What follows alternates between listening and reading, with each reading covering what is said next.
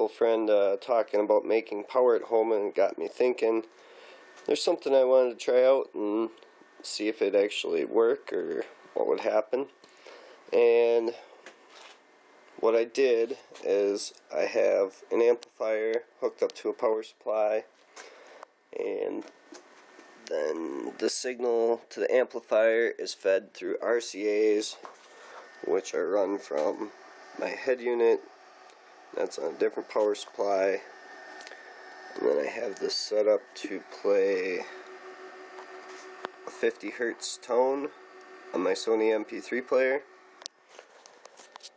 And then I've got the amplifier. I've got it bridged on just the rear channel, just for testing this out. I've got a dual voice coil crossfire subwoofer, and I've got a sealed box, but it has the center divider knocked out of it. And I just got this set in here just to show how this works. So I've got wired in series, so that's powered by an amplifier. This subwoofer is not powered by anything, and I have my digital multimeter with the leads. I'll pull them out so you guys can see.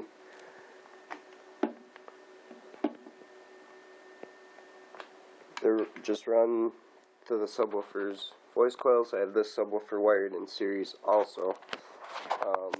And what I'm going to do is I'm going to play a 50 Hertz tone. I have my multimeter set up to voltage AC. And let's see what we get out of this.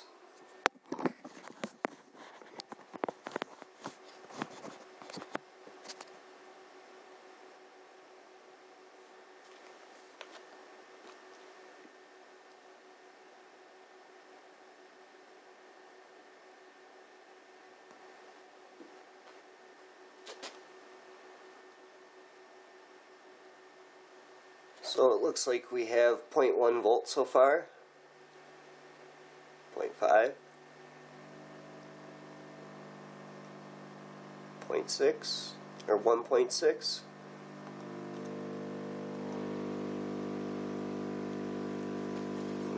3.5 volts,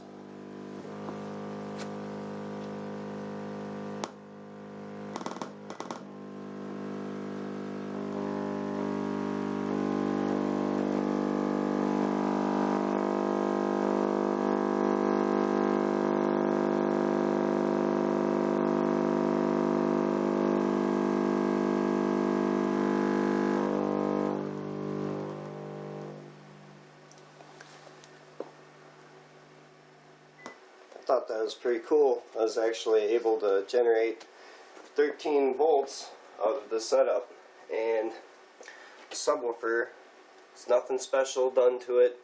I didn't rip the cone apart or anything, hide a battery in there. That's just it from the air moving, and it's an electromagnet, so it generates energy.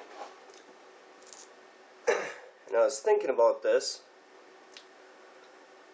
and yeah, this isn't a very efficient setup, but what if you had one large subwoofer that does a lot of excursion on low power, say at 50 Hertz, driving a whole series of voice coils and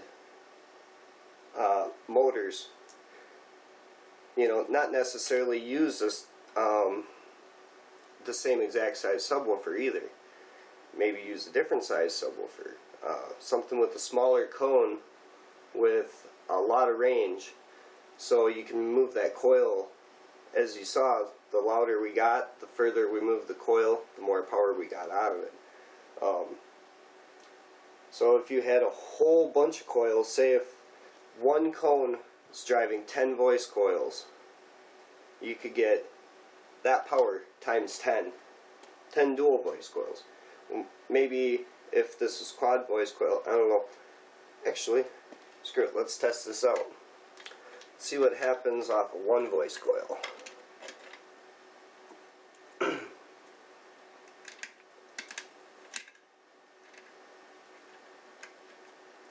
Maybe with the impedance difference it'll be different yet. We're still set up. Yep.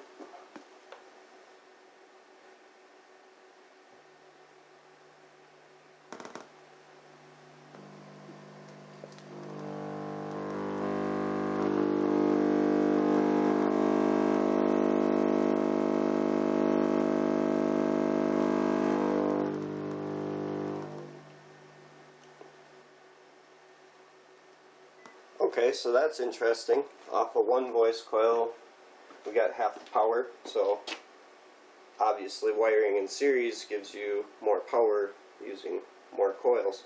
So that's kind of cool.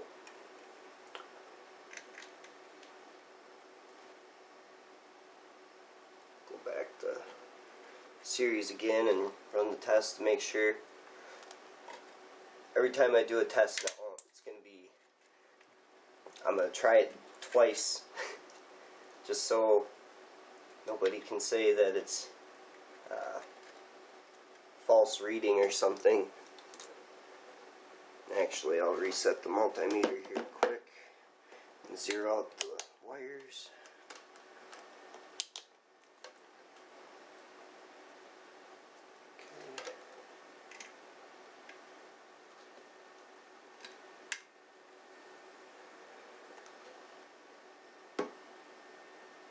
Hopefully that's still set up in the spot where you can see it.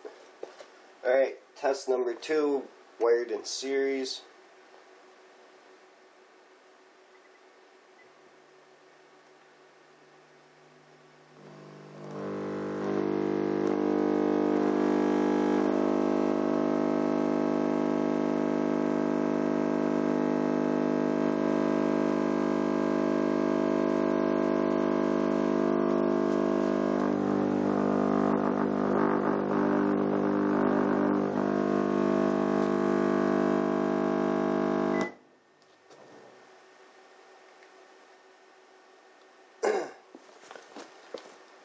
So yeah, as you can see, test 2, I don't even have to verify the other test. You guys can tell that that's what's up.